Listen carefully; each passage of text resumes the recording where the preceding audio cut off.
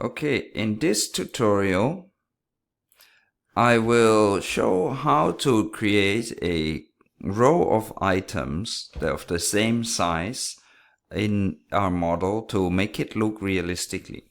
So I'll be using the vanishing points for that. For this purpose, I have taken an image of the internet of a statue of sorts. This statue is basically, if you see many statues, I look for the ones that have like a white background so that it's easy to isolate.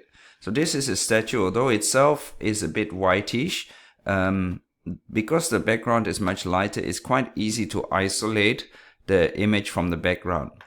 So what I've also put this image on Mel so that you can try this yourself. So what I would do is I would use the magic wand tool in this case with the contiguous option switched off so that it will select every bit of the same color of white.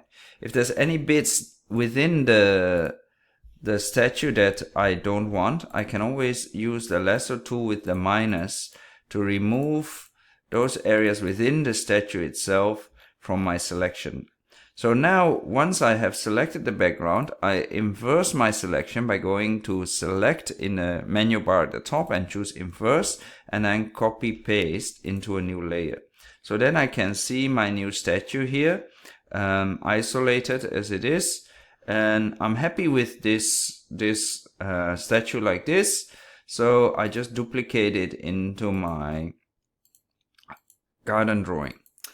By the way, if you're not sure because you cannot see the areas that have become transparent, what you can always do is you put a layer in between the statue and the background, and you color that layer in a very sort of bright color, and then you can see where are the gaps. If there's any little gaps inside the drawing, you can see them as colored little dots. So in this case, actually only around the statue is sort of removed, so this is quite okay. So now the statue has been moved into my drawing, and I want to put a row of statues here at the back in front of the wall. So I move the statue down to the location where I wanted to start, and it's a little bit too big, so I will transform and scale it a bit. Edit, transform, and then scale. Scale it down to, I want it to be slightly taller than the wall. Maybe just like stick the head out above the wall or something. Okay, so this is the size of the statue that I want, and this is the first statue that I want.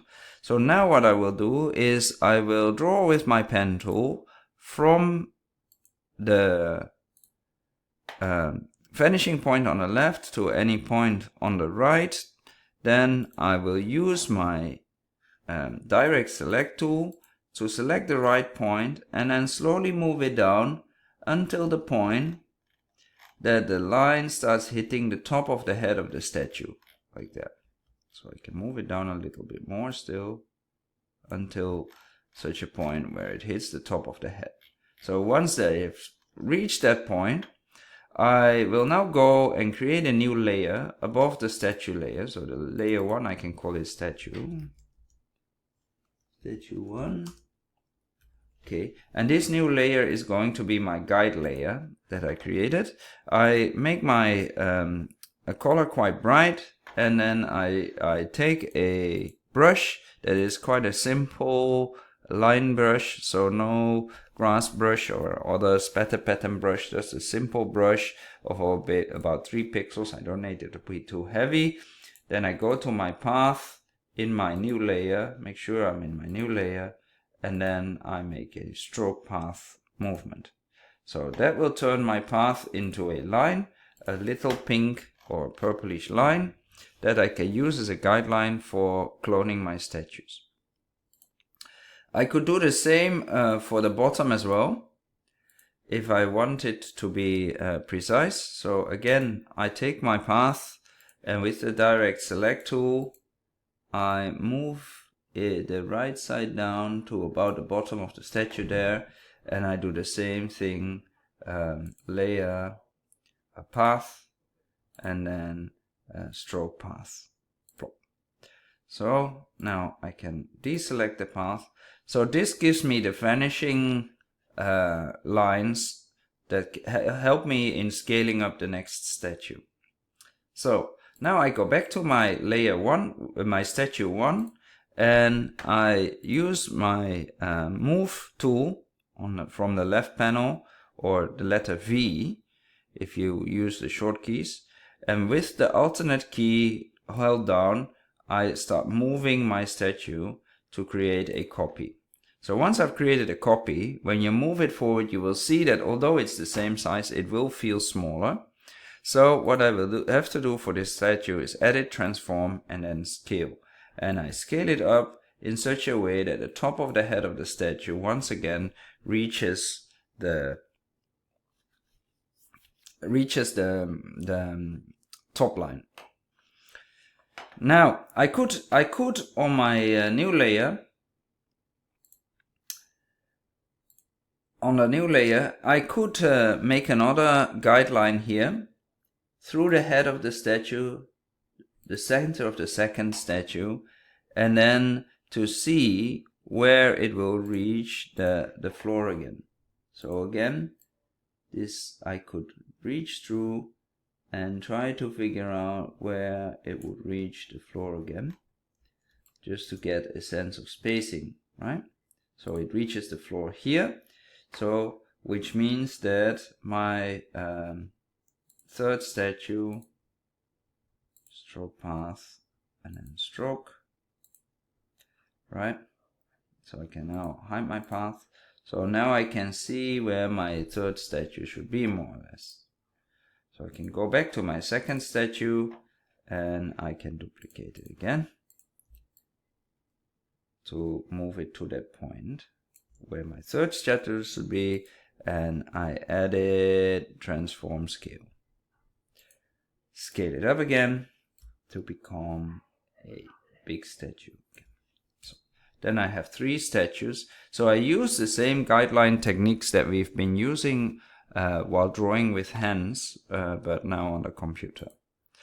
So this layer 2 I can switch off now. So now I have my 3 statues spaced sort of equally. So the next thing I need to do is bring them to the background. I can do that individually, or I can create a layer mask on each of these. But in this case, the easiest is to create a new group called statues, and I move all these 3 statues in that group, and then I can actually make a layer mask for that group. So I use my pen tool again and I start tracing around the areas where I want my statues to be. I will make sure that my tracing starts behind the walkway so that I do not encroach onto the walkway, because actually I don't want the bases of my statues to be on the walkway. So click.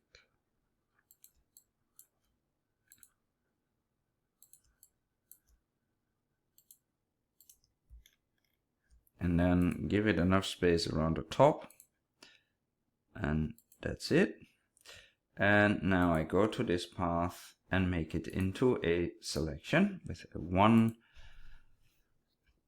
point feather radius, and I switch on my statues and I click on my layer mask, and there it is.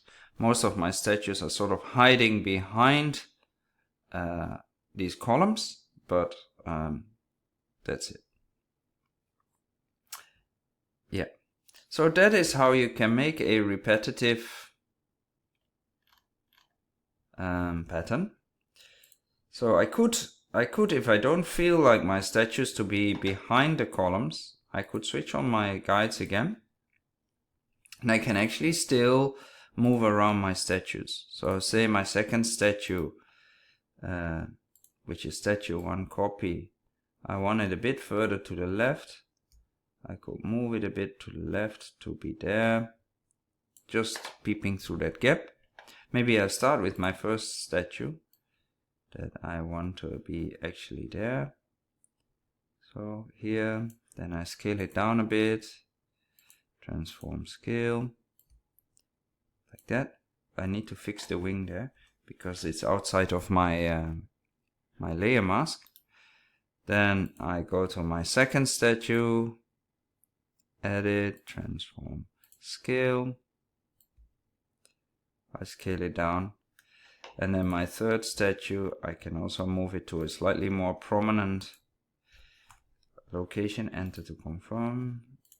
My third statue will be somewhere there, for instance. And then I edit, transform scale, and I'll move it like that. Maybe I like it better like this, then I'll have it like this.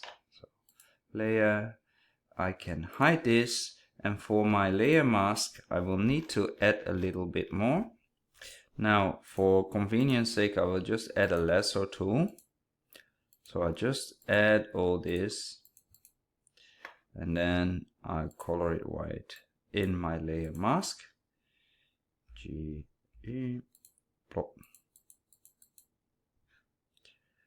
Right, and that allows me to make sure that my statue is visible. So now I have 3 items, in this case statues, that I have nicely aligned in my perspective. Now the only last thing that remains for me is to change the brightness of the statues because they appear to be a little bit too bright. So I first take my first statue, image, adjust, brightness, contrast, and I reduce the brightness a bit, maybe about 30%. 30%, about there, and maybe I increase the contrast a bit by 15%. That's nice to give it some sense of depth. And I do the same for the second statue.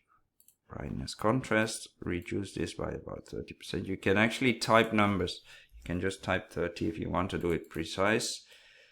Minus 30, and 15% increased contrast. And lastly, the third statue, I do the same. Image, adjustment, brightness, contrast, minus 30 and plus 15. 1.5. Oh, not 51. 1.5. That's it. Okay. That gives me a certain sense of perspective for my 3 statues that are in my drawing. Okay, so this technique works both for objects like statues and benches and all these. It can also be used for a row of trees or other items. Okay, this concludes the tutorial on creating rows of elements of a similar size.